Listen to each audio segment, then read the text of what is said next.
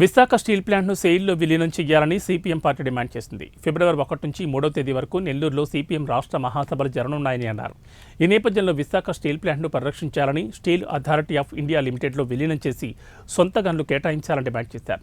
CPM ఆధ్వర్యంలో Visakha steel plant నుంచి నెల్లూరు వరకు సాగుతున్న స్టీల్ ప్లాంట్ రక్షణ జాత అనకాపల్లి జిల్లా పాయకరావుపేట నియోజకవర్గానికి చేరుకుంది.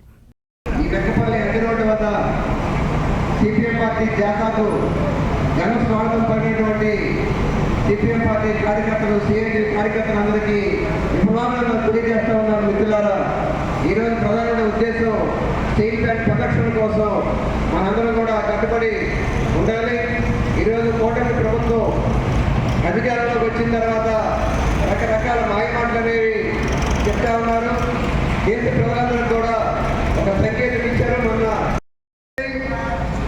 దాదాపు 60,000 కోట్ల రూపాయలు కేంద్ర రాష్ట్ర ప్రభుత్వాలకి పన్నుల రూపంలో చెల్లించడం అనేది జరిగింది. అయినప్పటికీ ఆ స్టీల్ ప్లాంట్కి ఈ రోజు వరకు కూడా సొంత ముడి సరుకు ఇనుప ఖనిజం అనేది కేంద్ర ప్రభుత్వం ఇవ్వటం లేదు.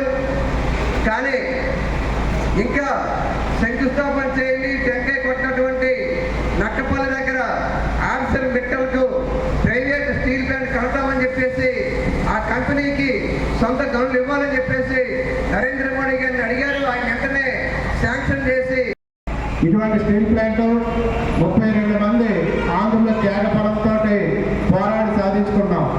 ఈ స్టీల్ ప్లాంట్కి ప్రభుత్వాలు సొంత గనులు ఇవ్వకుండా ఈరోజు దాన్ని బలహీనపరిచి నష్టాల ఊబిలోకి తీసుకుపోతా ఉన్నారు. గత ఎన్నికల్లో కూటమి పార్టీలు మేము అధికారంలోకి వస్తే విశాఖపట్నం స్టీల్ ప్లాంట్ని ప్రైవేట్ పరం కానివ్వం, దీని ప్రభుత్వ రంగంలోనే కొనసాగుతామని చెప్పేసి ఆ రోజు హామీ ఇచ్చారు. కానీ ఈరోజు చేస్తున్నది ఏంటి? 11,000 కోట్ల రూపాయలు మేము డబ్బులు ఇస్తున్నాం, ఈ డబ్బులతో మీ ఫ్యాక్టరీని నడుపుకోండి అని చెప్పేసి ఈరోజు చెప్తా ఉన్నారు. ఇది పచ్చి దుర్మార్గం అని చెప్పేసి మనం చెప్తా ఉన్నాం. నువ్వు డబ్బులు ఇచ్చావు సరే,